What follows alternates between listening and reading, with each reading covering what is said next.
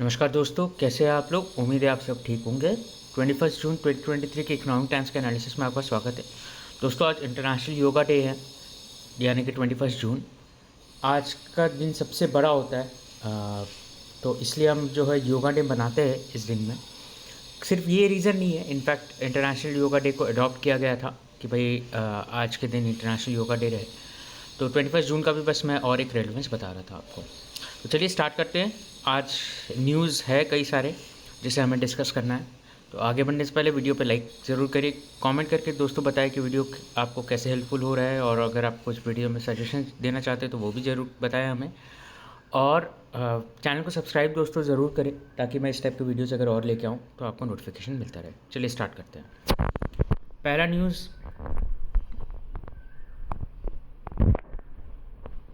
CCI reviewing Apple probe report. देखिए, Apple का भी जैसे गूगल का जो डोमिनेंस का जो देखा गया था कि भाई गूगल को बोला गया था कि तुम थर्ड पार्टी जो है वेंडर लेके आओ अपने पेमेंट सिस्टम में, और अपना जो डोमिनेंस है उससे मिसयूज़ मत करो, अपने मतलब जो अनएक्सेप्टेबल कंडीशंस उसे मत लगाओ अपने प्लेयर्स पे, अपने प्लेटफॉर्म में जो भी तुम्हारे ऐप लिस्ट हो रहे हैं। तो इसलिए एप्पल पे भी ये चीज़ देखा गया है कि भाई एप्पल को भी ऐसा शायद करना पड़ सकता है।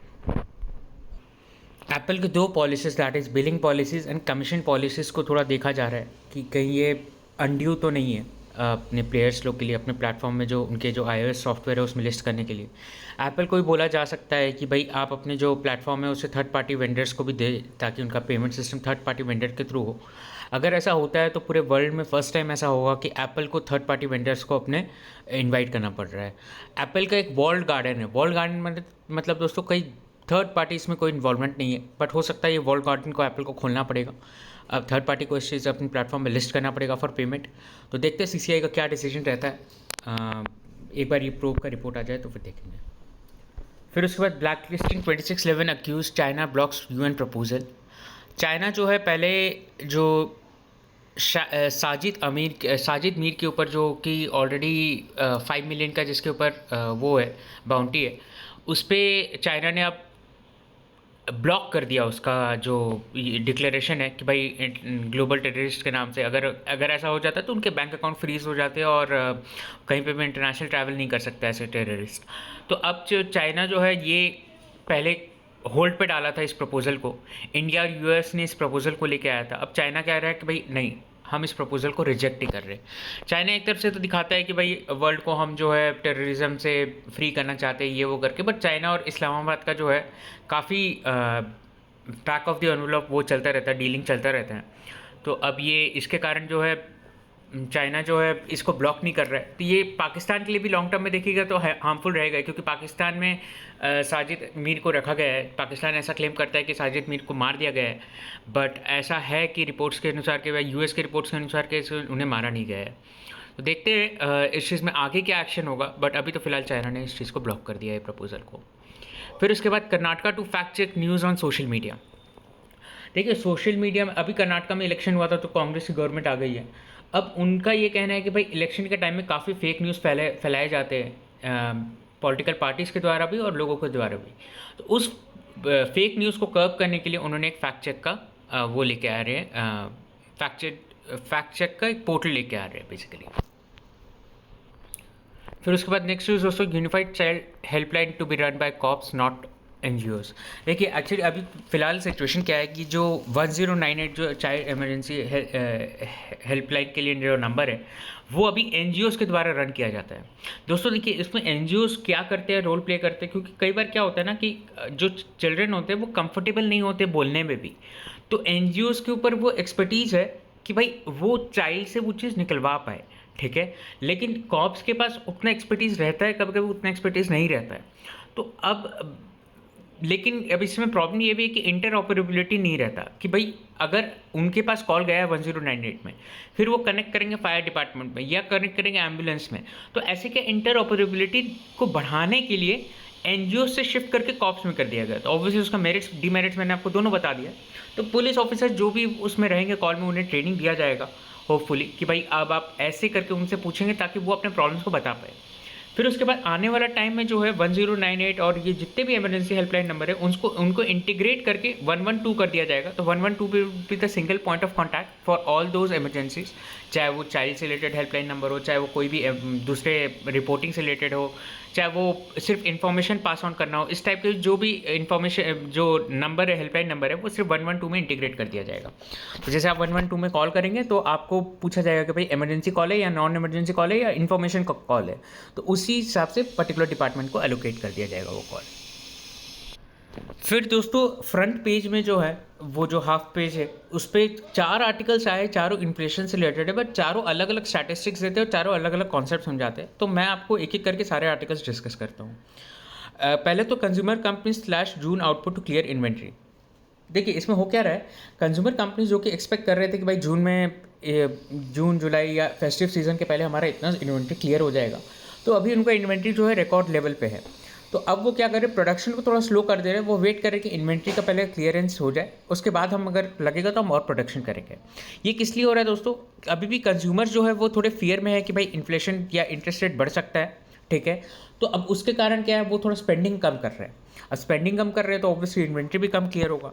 तो अब इसके कारण क्या है, सप्लाई को स्लो डाउन कर दिया जा रहा है, सो दैट जितने भी स्टॉक्स है वो तो पहले क्लियर हो, उसके बाद कंपनीज प्रोड्यूस करेगी। नेक्स्ट न्यूज दोस्तों, stable company stocking up as El Nino looms. El Nino एक ऐसा कंडीशन होता है दोस्तों जिसमें बारिश जो है इंडिया के मानसून जो है वो हिट कर जाता है एज इन उनका जो इंटेंसिटी वो कम हो जाता है एल नीनो के कारण। ये एक पर्टिकुलर जो अपना जो पैसिफिक ओशन के पास एक ऐसा डेवलप होता है, मतलब वेदर डेवलप होता है, वेदर बोल लो आप या प्रेशर डेवलप होता है बोल लो। उसके कारण क्या होता है कि इंडिया में जो मानसून है वो उसका इम्पैक्ट कम हो जाता है। तो अब इसके कारण एल नीनो के कारण क्या हो रहा है कि भाई क्योंकि हो सकता है प्रोडक्शन कम हो, तो ऑलरेडी सप्लाई को स्टॉक करना चालू कर रहे हैं कौन, स्टेपल कंपनीज, जैसे कि जो राइस और ये सब जो पल्सेस वगैरह जो मार्केट में सप्लाई करते हैं।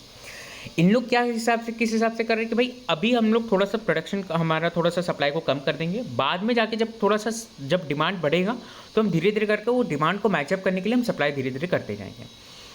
फिर उनके बाद उनका कहना है कि भाई हम कंज्यूमर्स को इनकरेज भी कर रहे हैं कि आप प्लीज़ थोड़ा सा हायर लेवल ऑफ गुड्स खरीदिए, higher level as in higher packaging, higher quantity of goods, so that आपको अभी तो वो गुड्स मिल जाएगा, बाद में जब रेट्स बढ़ जाएंगे तो आपको इन्फ्लेटेड रेट में मिलेगा वो सब चीज़। फिर उसके बाद नेक्स्ट न्यूज़ दोस्तों, easing inflation may not translate into rate cuts.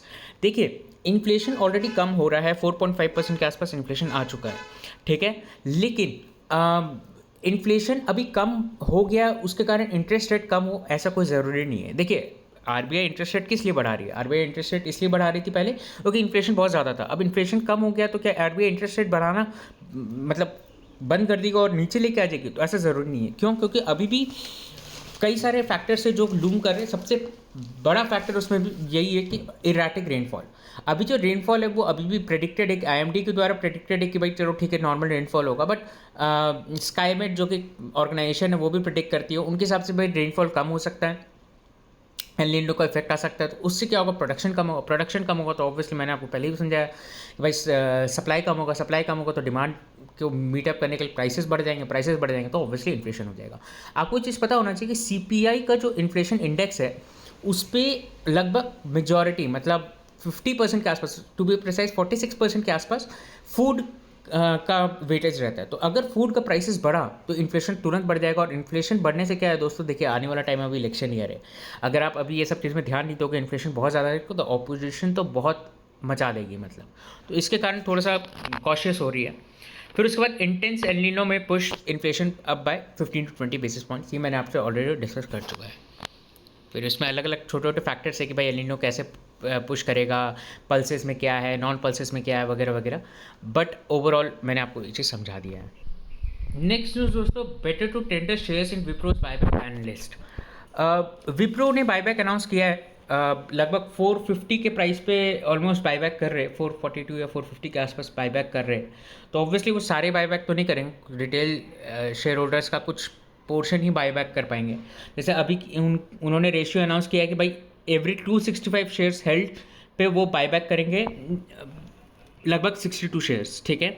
तो अब क्या है, जो 445 का जो उन्होंने शेयर प्राइस अनाउंस किया, that is 16% over the current market price. Analyst कह रहे हैं कि go for the buyback, because इतना जो प्रीमियम है वो शायद अभी मार्केट में मिल पाएगा। विप्रो और इनफैक्ट आईटी कंपनीज का भी थोड़ा हालत ख़राब है, यूएस में रिसेशन चल रहा है। बट मेरा पर्सनली रिकमेंडेशन ये रहता है कि मैं अपने पर्सनली जो फॉलो करता हूँ कि भाई अभी आईटी कंपनीज में घुसने का अच्छा ही टाइम है, क्योंकि देखिए दोस्तों, हम स्टॉक्स में तभी घुसते हैं जब वो ऑल टाइम लो में रहेगा। आप हाई में या कोई स्टॉक अगर ऑलरेडी अच्छा परफॉर्म कर रहा है, आप उसमें और घुस रहे हो, तो आपको वो क्रीम ऑलरेडी जो है वो लोएस्ट प्राइस में मिलता है। वो हाईएस्ट प्राइस में तो चलिए ठीक है, फिर वो कितना ही अपसाइड दे देगा, 10% 15%। हाँ ऑब्वियसली अगर कुछ एकदम ही अच्छा स्टॉक हो, जैसे मजडॉक स्टॉक है भाई, उन्होंने तो अपने अच्छे मतलब 80% रिटर्न में भी फिर उन्होंने और अच्छा रिटर्न दे दिया। तो कई सारे स्टॉक्स होते हैं जैसे टाटा एलिक्सी। बट अभी बैक टू अगर विप्रो की हम बात करें तो भाई अभी इतना नहीं लगता कि इतना अच्छा प्रीमियम दे पाएगा विप्रो, इतना अच्छा वो बढ़ पाएगा प्राइस। तो अभी बहुत अच्छे प्राइस में है। अगर आपके पास भी विप्रो का है तो आप बाय बैक कंसिडर कर सकते हैं आफ्टर योर ड्यू डिलिजेंस। ये मेरा कोई रिकमेंडेशन नहीं है, बट आर्टिकल में जो था मैंने आपको बता दिया। उसके बाद cyber cover cost soars up to 60% with rise in attacks. ठीक है, एक्चुअली साइबर कॉस्ट क्या है, बढ़ते जा रहा है। कंपनीज जो कि पहले सिर्फ आईटी कंपनीज या बैंकिंग कंपनीज साइबर का वो लेते थे इंश्योरेंस, लेकिन अब क्या है, हर कंपनीज अपना साइबर का इंश्योरेंस ले रही है। तो वो इंश्योरेंस का कॉस्ट लगभग 60% के आसपास बढ़ गया है। इंश्योरेंस का कॉस्ट आजकल क्या है, आप देख रहे हो कि हर चीज़ डिजिटलाइज हो चुका है। तो साइबर में अगर अटैक हो जाता है, कोई भी कंपनी का अगर साइबर डोमेन में अगर अटैक हो जाता है तो काफ़ी ज़्यादा उनको नुकसान होता है।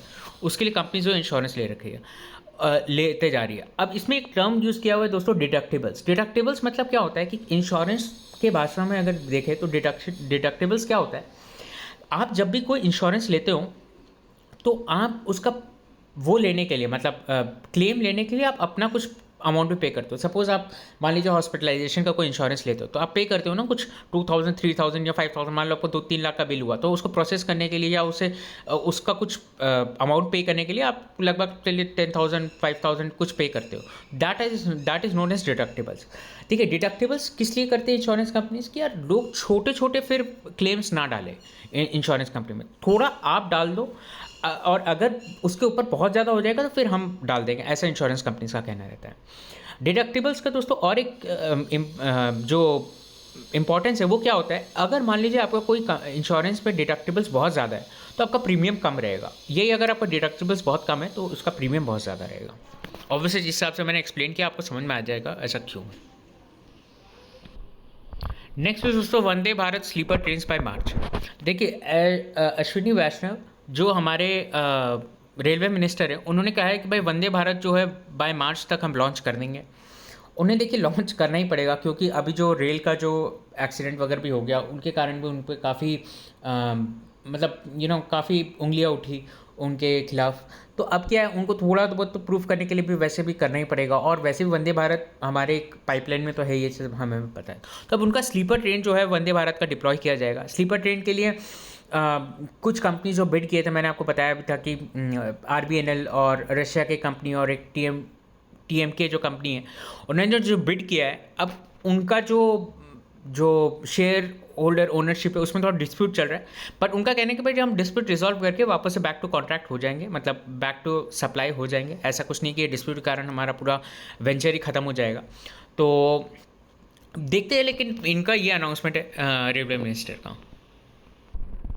नेक्स्ट न्यूज़ दोस्तों थोड़ा टेक्निकल न्यूज़ है। Telecom company split over infra providers as a new category under unified licence. देखिए एक्चुअली क्या है, ये यूनिफाइड लाइसेंस का मैं आपको मतलब समझा देता हूँ। पहले तो ये देखिए, डिजिटल कनेक्टिविटी इंफ्रास्ट्रक्चर प्रोवाइडर, हर डिजिटल जो इंफ्रास्ट्रक्चर हमारे कंट्री में जो बिल्डअप हो रहा है उसके लिए एक बोल रहे हैं कि एक नए प्लेयर को अपॉइंट किया जाएगा। सपोज मान लीजिए टेलीकॉम कंपनी है, उनका काम क्या है कि भाई टेलीकॉम सर्विसेज प्रोवाइड करना, बट उनका जो इंफ्रास्ट्रक्चर है वो अभी फ़िलहाल खुद कंपनी से मेंटेन कर रही है। अब ट्राई का ये चीज़ कहना है कि भाई अब इनके द्वारा नहीं मेंटेन करके हम एक बॉडी अपॉइंट करेंगे या एक प्लेयर को लेके आएंगे, वो मेंटेन करेगा इंफ्रास्ट्रक्चर और उस इंफ्रास्ट्रक्चर में फिर ये कंपनीज प्रोवाइड करेगी। तो टेलीकॉम कंपनीज का कहना है कि भाई ऐसे कैसे, मतलब जियो और एयरटेल का कहना है कि भाई ऐसे मत करिए आप। अगर आप ऐसे करोगे तो क्या है, थोड़े सर्विस प्रोवाइड करने में मुश्किल होगा, कभी कोई कोऑर्डिनेशन में मुश्किल होगा, कभी कोई चीज़ में मुश्किल होगा, तो हमें ऐसे काफ़ी दिक्कत हो सकती है। लेकिन वोडाफोन ये सब का कहना है कि नहीं, हाँ ठीक है, डिजिटल पेमेंट मतलब जो डिजिटल इंफ्रास्ट्रक्चर है उसे अगर बिल्डअप करना है हमें, तो उसका एक नया प्लेयर तो होना चाहिए। तो आने वाले टाइम में देखते हैं क्या एक मतलब निकलेगा, मतलब क्या इसका कंक्लूजन निकलेगा, बट अभी फिलहाल ट्राई का ये रिकमेंडेशन है। नेक्स्ट इज दोस्तों governance issue at startup now talking point among audit companies VCs. देखिए वेंचर कैपिटलिस्ट काफ़ी अभी डरे हुए हैं कि क्योंकि जो नए नए स्टार्टअप्स में वो लोग जो इन्वेस्ट कर रहे हैं उसमें क्या हो रहा है, पैसा कई बार डूब जा रहा है, क्योंकि सिर्फ इसी कारण क्योंकि जो स्टार्टअप कंपनीज है जिनके में इन लोग ने इन्वेस्ट किया था वो ऑलरेडी अपना बुक्स को कुक करके रखे, एज इन बुक्स में इन्फ्लेटेड रेवेन्यूज दिखा के रखे, कम कॉस्ट दिखा के रखे, अलग अलग पार्टीज का पेमेंट दिखा के रखे जो कि कभी एग्जिस्ट नहीं करती। तो इससे क्या हो रहा है, काफ़ी साइफनिंग ऑफ फंड्स भी हो रहा है और ये जो इन्वेस्टमेंट है वो हायर वैल्यू पे आ रहा है जितना वो स्टार्टअप डिजर्व भी नहीं करता। मतलब मान लो ऐसा भी होता है कि 50% बिजनेस सिर्फ नॉर्मल है और बाकी 50% पूरा इन्फ्लेटेड है या उससे भी ज़्यादा। तो और ये कई सारे कंपनीज में देखा गया है अभी आने वाले, मतलब अभी के हाल फिलहाल में, जैसे कि बायजूस, भारत पे, ये सब में भी देखा गया है। तो अब स्टार्टअप कंपनीज का कहना है कि भाई जो वेंचर कैपिटलिस्ट उनका कहना है कि भाई हम ऑडिट कंपनीज को हायर करेंगे, ऑडिट कंपनीज पिच कर रही है कि आप हमें हायर करिए, हम इनका ऑडिट करेंगे और आपको बताएंगे कि कई ये कंपनी रियली इतना अच्छा बिजनेस कर रही है कि ये सिर्फ दिखावा है इनका, ठीक है। फिर उसके बाद generative AI not just a buzz can hit 1% of India's workforce. देखिए जनरेटिव एआई मतलब क्या होता है कि जब एआई अपने थ्रू इंफॉर्मेशन जनरेट करे। सपोज मान लीजिए, मैं आपको कई सारे एग्जांपल्स दे सकता हूँ, जैसे कि आपने एक पिक्चर डाल दिया कि भाई आपने एक खाली लिख दिया कि मोदी विद समझ लीजिए महात्मा गांधी, तो अब मोदी का फोटो अगर महात्मा गांधी के साथ एआई अगर जनरेट कर देता है तो that is known as generative AI, क्योंकि वैसे इन्फॉर्मेशन एग्जिस्ट नहीं करता है, वो इन्फॉर्मेशन बना के दे रहे हैं एआई। तो इस टाइप के इन्फॉर्मेशन का कई सारे अभी जो आने वाला टाइम में यूज हो रहा है जनरेटिव एआई का, सबसे बेस्ट एग्जाम्पल अगर बोला जाए तो चैट जीपीटी। चैट जीपीटी क्या करता है, इन्फॉर्मेशन इधर उधर से कलेक्ट करके आपको एक जगह इकट्ठा करके जनरेट करके देता है इन्फॉर्मेशन। से सपोज आपको मान लीजिए अगर कोई अगर आप चैट जीपीटी में टाइप करते हो कि आई मीन इंडिया के आज़ादी में क्या क्या जिसके प्रॉब्लम्स रहे, तो वो अपने हिसाब से इन्फॉर्मेशन को इकट्ठा करेगा और आपको ये आंसर जनरेट करके देगा। तो that is known as generative AI. तो ऐसे कई सारे एग्जांपल्स हैं। तो ये क्या है कि एम्प्लॉयज़ जो है 50,000 to 60,000 एम्प्लॉयज़ को इंडियन आईटी कंपनीज में हिट कर सकते हैं। बट हाँ, जैसे कि इन्फोसिस का कहना है कि जनरेटिव एआई जो है वो काफ़ी यूज़फुल होने वाला है। ऐसा नहीं कि जैसे अब मान लीजिए ऑटोमेशन आने वाला, जैसे इंटरनेट आने वाला, कंप्यूटर आया, सबसे बेस्ट एग्जांपल। अब कंप्यूटर आया तो कंप्यूटर से क्या लोगों की नौकरी कम हो गई कि बढ़ गई? बढ़ी गई ऑब्वियसली, लोग ज़्यादा और स्किल एम्प्लॉयमेंट करने लगे। तो अब ये सब चीज़ के कारण जनरेटिव एआई का भी उनको कहना है बढ़ेगा। बट हाँ, एनालिस्ट वगैरह का कहना है कि शायद हिट कर सकता है। हिट करने का ये मतलब नहीं कि उन्हें निकाल दिया जाएगा, बट हाँ उनके वर्कफोर्स को, उनके काम को हिट कर सकता है। उनका काम का जो लेवल है, उनका काम का जो डोमेन है वो चेंज कर सकता है जनरेटिव एआई। फिर नेक्स्ट न्यूज़ दोस्तों, ये सीसीआई वाला तो मैंने ऑलरेडी आपको कवर कर ही दिया है, ये वाला न्यूज़ जो एप्पल था। ये लास्ट न्यूज़ दोस्तों, green washing by brands under lens. देखिए ग्रीन वॉशिंग होता क्या है, इस पे यूपीएससी ने सवाल पूछा एक बार।